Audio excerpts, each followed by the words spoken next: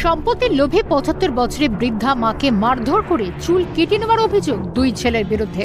নদিয়া ধানতলা এলাকার ঘটনা।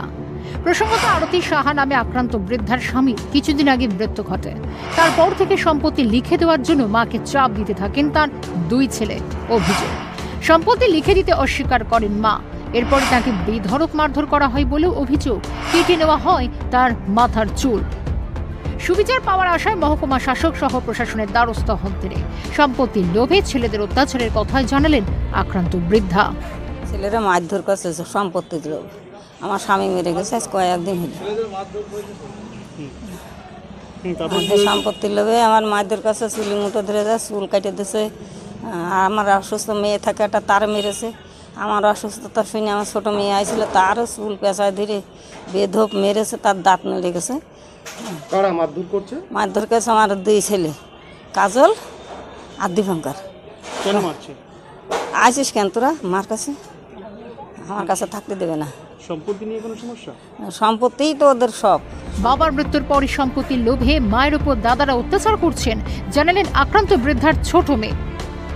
এই সম্পত্তি ওরা মার কাছ থেকে বাজেয়াপ্ত করতে চায়, যেহেতু সম্পত্তিটা বাবা আর মা দুজনের নামেই আছে। আমি তার ছোট মেয়ে, তাকে দেখতে এসেছি। এসে আমিও তাদের অত্যাচারের শিকার হয়েছি। আমাকেও তারা অত্যাচার করেছে, মেরেছে। মাকে মার মাথার চুল কেটে নিয়েছে, মাকে মেরেছে, মার মাথা ফুলে মাও হসপিটালে ভর্তি অবস্থা। ছেলেদের অত্যাচারের হাত থেকে বাঁচতে বড় মেয়ের বাড়িতে আশ্রয় নিয়েছেন ওই বৃদ্ধা। ভয়ে বাড়ি ফিরতে পারছেন না, জানালেন বৃদ্ধা। আমি বাড়ি নেই, আমার ওই ফোন করেছিলাম আমার বড় মেয়ের বাড়িতে, ওরা এসে আমার নিয়ে যে ডাক্তার দেখায় নিয়ে রেখেছে। আমি বাড়ি যেতে পারছেন না? বাড়ি যেতে পারছি না। কেন? বাড়ি গেলে তো আমার মারবে, মার্ডার করে দেবে সব আমার। নমস্কার প্রিয় দর্শক, দেবমাল্য ভট্টাচার্য বলছি দেব বার্তা থেকে। দেখলেন সমাজের আরেক শ্রেণীর লোভী মাংসাশী শ্রেণীর আরেকটা কঙ্কালসার চিত্র। সমাজের বিভিন্ন চিত্র বা সমাজের বিভিন্ন শ্রেণীর মানুষজনকে আমরা এখানে তুলে আনি এবং বিভিন্ন মানুষের মানসিকতা, কিরকম মন তাদের চলছে, সেই বিষয়গুলোকে আমরা আপনাদের সামনে উপস্থাপনা করার চেষ্টা করি। এবং এই সমাজ যে কতটা জঘন্য এবং কতটা কঙ্কালসার চিত্র, কোন পথে এগোচ্ছে, সেটাই আমরা বারবার দেখানোর চেষ্টা করি, বারবার বোঝানোর চেষ্টা করি। বিভিন্ন পর্ব এবং পর্যায়ের মধ্যে দিয়ে আমরা আলোচনা করার চেষ্টা করি যে সমাজের নোংরামোটা আজকে কোন দিকে চলেছে, নিম্ন স্তরের মানসিকতা কোন দিকে চলেছে। এটা আমরা প্রায় দেখতে পাই যে পিতামাতাকে সম্পত্তির জন্য পিতামাতাকে খুন করা, পিতামাতাকে অত্যাচার করা, এগুলো কিন্তু দেখা যায়। খুনের হুমকি দেওয়া, এরকম পৃথিবীতে, সারা পৃথিবীতে হাজার হাজার উদাহরণ হচ্ছে। খবরে সংবাদ মাধ্যমে মাত্র কিছু কিছুই উঠে আসে, কিন্তু এরকম দিনে প্রায় কোটি কোটি হচ্ছে। এই একই রকম ঘটনা ঘটছে যে পিতামাতার আজকে কোনো গুরুত্ব নেই। সম্পত্তি আজকে পিতামাতার থেকে দামি।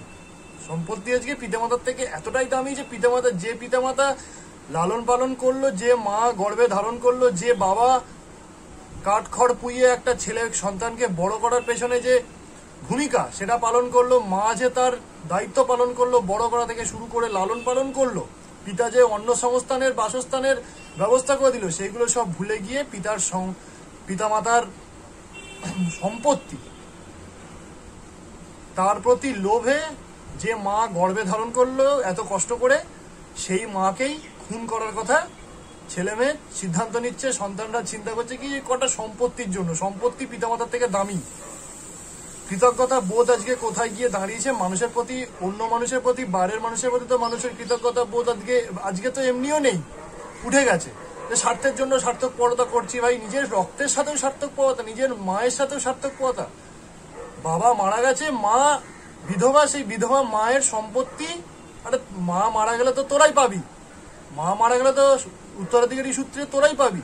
কিন্তু না, তর সইছে না। ওই যে রক্ত খাওয়া যে মানসিকতা না, রক্ত দেখলেই জিভ লক লক লক লক করে, জিভ লক লক করছে রক্ত, এটা সম্পত্তি দেখে, আর তর সইছে না, অপেক্ষা করতে পারছে না যে এক্ষুনি সব চাই, এক্ষুনি সব গ্রাস করতে হবে, মা মরে যাক, মাকে খুন করিয়ে দেবো। এরকম সন্তান আজকে কিন্তু প্রচুর জন্মাচ্ছে। এবং এর জন্য কিন্তু কিছু কিছু ক্ষেত্রে পিতামাতা দায়ী থাকে। তারা সন্তানকে ঠিকভাবে পরিচর্যা করতে পারে না, সন্তানকে আশকারা দেওয়া, ছোটবেলা থেকে যা চেয়েছে তাই দিয়ে দেওয়া হাতের সামনে, আহা তুতু বাবা বাছা করে বড় করার ফলে আজকে দেখা যাচ্ছে যে সন্তান নিজের রক্তকে, নিজের মাকে খুন করতে পিছুপা হচ্ছে না। বিধবা মা, অসুস্থ মা, সে মায়ের নাকি চুল কেটে দিচ্ছে, খুন করার ধমকি দিচ্ছে, বাড়িতে ঢুকতে দিচ্ছে না। মা নিজের মেয়ের বাড়িতে গিয়ে আশ্রয় নিচ্ছে, সেখানেও গিয়ে খুনের হুমকি দিয়ে আসছে।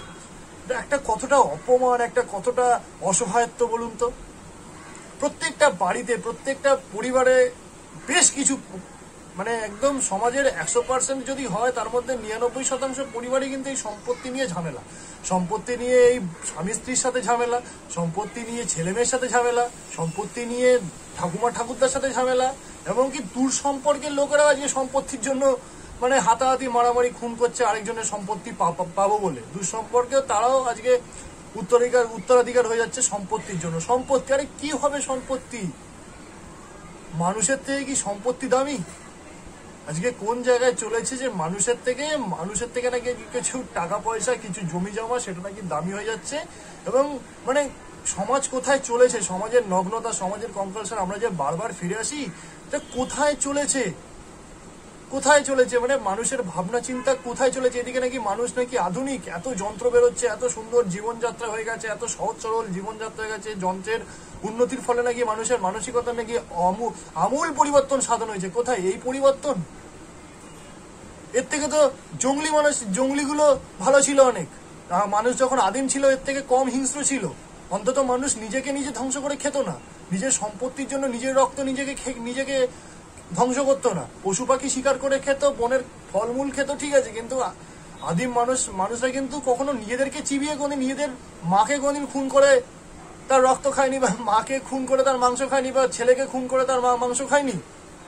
মানে আদিমের থেকেও আদিম জঘন্য স্তরে মানুষ কতটা নিচে নেমেছে আজকালকার দিনের সন্তান সন্ততি এবং নবপ্রজন্ম থেকে শুরু করে মানুষজনের মানসিকতা, মানুষের চরিত্র, মানুষের মাথা কত নিম্নে নেমেছে, কত নিম্নে। এগুলো হয়েছে অশিক্ষার জন্য। অশিক্ষা, ছোটবেলা থেকে সঠিকভাবে শিক্ষায় পরিচালিত না করা, সঠিকভাবে বোধগ্রস্ত না করে তোলা, সামাজিকতা, মানবিকতা, দয়ালুতা এগুলো না শেখানো। ছোটবেলা থেকে ওই সার্থকতা শিখিয়ে সার্থকতা, নিজেরটা বোঝো বাবা, নিজেরটা বোঝো। এই নিজেরটা বোঝাতে আজকে ছেলেমেয়ে যখন নিজেরটা বুঝছে, তখন পিতামাতা কিন্তু অসহায় হয়ে যাচ্ছে। পিতামাতা অসহায় হয়ে কিছু করার থাকছে না, হুমকি দিচ্ছে ছেলে মেয়ে, সেগুলো মেনে নিতে হচ্ছে। এবং মা মনে মনে ভাবছে যে কত বড় ভুল করেছি, কত বড় অন্যায় করেছি। সেই পাপের প্রায়শ্চিত্ত কিন্তু এখন মাথায় আসছে, যখন আর কিছু করার নেই। এইভাবে চলছে আজকে সমাজ, এইভাবে চলছে আজকের মানে জগৎ, সারা পৃথিবী আজকে এইভাবে চলছে যে মা নেমেছে ছেলেকে খুন করে ছেলের সম্পত্তি হাতাতে, ছেলে নেমেছে বাবা মায়ের সম্পত্তি হাতাতে, আর রাষ্ট্রের বড় বড় যারা মাথায় বসে আছে তারা নেমেছে মানুষের পেটে লাথি মেরে মানুষের সম্পত্তি হাতাতে। এইবারে সম্পত্তি হাতানোর একটা খেলা, কম্পিটিশন, প্রতিযোগিতা, মানে অলিম্পিকের থেকেও বড় একটা প্রতিযোগিতা। অলিম্পিক যদি সারা বিশ্বের একটা বড় প্রতিযোগিতা হয়, ফিফা, অলিম্পিক, এগুলো যদি সারা বিশ্বের বড় প্রতিযোগিতা হয়, তার মধ্যে এগুলো কিছুই না, তুচ্ছ। মানুষকে গ্রাস করছে এরকম একটা প্রতিযোগিতার কাছে এইসব প্রতিযোগিতা কিন্তু সারা বিশ্বব্যাপী প্রতিযোগিতা আজকে হার মেনে যাচ্ছে। তাই বারবার ভাবা উচিত যে মানুষের থেকে দামি আর কিছু হতে পারে না। মানুষের কৃতজ্ঞতা বোধের থেকে দামি এটা মায়া, মমতা, লালন পালন, ওর থেকে বড় জিনিস আর কিছু হতে পারে না। তাই এরকম ভাবে ছোটবেলা থেকেই আজকে আপনার ঘরের সন্তানদেরকে এইভাবে মানুষ করুন, যাতে পরবর্তীকালে আপনাকে অন্তত এইভাবে চুল কেটে ধমকি না খেতে হয় বুড়ো বয়সে। তাই ছেলে মেয়েদেরকে স্বার্থপরতা না শিখিয়ে একটু মানবিকতা, মানব চরিত্র, সুন্দর লালন পালন এমনভাবে মানুষজনকে করুন, সন্তানদেরকে করুন, যাতে তাদেরকে বোঝান যে সম্পত্তি, টাকা পয়সা সবকিছু নয়। টাকা টাকা টাকা টাকা টাকা টাকা এইটা মাথায় ঢোকাবেন না যে টাকার জন্য তুই এটা কর, টাকার জন্য এটা শেখ, তোকে এত ইনকাম করতে হবে, এত কিছু করতে হবে। ওই টাকা ছোটবেলা থেকে মানসিকতা ঢুকিয়ে দেওয়ার ফলে কিন্তু টাকার মানসিকতা ঢুকাবে, কিন্তু ওই মানবিকতাটা লোপ পেয়ে যাবে, মনুষ্যত্ব লোপ পেয়ে যাবে, কৃতজ্ঞতা লোপ পেয়ে যাবে। একদিন এমন না হয় আপনাকেই খুন হতে হলো টাকা শেখাতে গিয়ে, বলে না যার জালে সেই পড়ে যায়, এরকম না হয়। পরবর্তী ক্ষেত্রে আবারও ফিরে আসছি সমাজের নগ্নতা, হিংস্রতাকে বারবার আপনাদের সামনে তুলে ধরার জন্য। সমাজে এখনো যে ভালো মানুষগুলো আছেন তাদেরকে আমরা শ্রদ্ধা জানাই, তাদের সবসময় আমরা মানসিকভাবে পাশে থাকি এবং চোখে আঙুল দিয়ে ধরিয়ে দেওয়ার চেষ্টা করি মানুষের এই সামাজিকতা, সমাজ কত নোংরা, কত জঘন্য স্তরে যেতে পারে। পরবর্তী ক্ষেত্রে ফিরে আসছি অন্য কোনো প্রতিবেদনে। ততক্ষণের জন্য ভালো থাকুন, সুস্থ থাকুন, সতর্ক থাকুন, মানবিকতা বজায় রাখুন, কৃতজ্ঞতা বজায় রাখুন।